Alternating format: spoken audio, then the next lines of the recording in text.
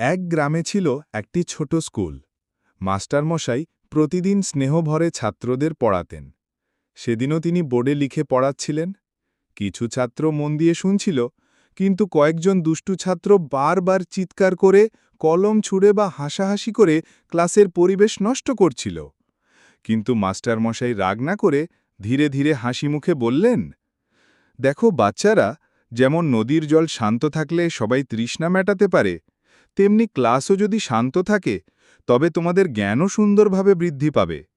আর নদীর জলে উচ্ছ্বাস থাকলে যেমন মানুষ যেতে ভয় পায়, তেমনি তোমরা যদি ক্লাসে বদমাইশি করো, ভবিষ্যতে মানুষ তোমাদের পাশাপাশি যেতে ভয় পাবে। যদি তোমরা দুষ্টুমি করো, শুধু তোমাদের নয়, পাশে বসা বন্ধুরাও ক্ষতিগ্রস্ত হবে।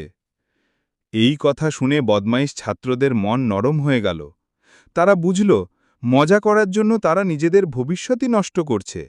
সবাই চুপচাপ বসে মন দিয়ে পড়া শুরু করল। ক্লাসের শেষে মাস্টারমশাই বললেন, যে শৃঙ্খলা মানে তার জীবনেই আলো জ্বলে। সেদিন থেকে ক্লাস আর অশান্ত হয়নি।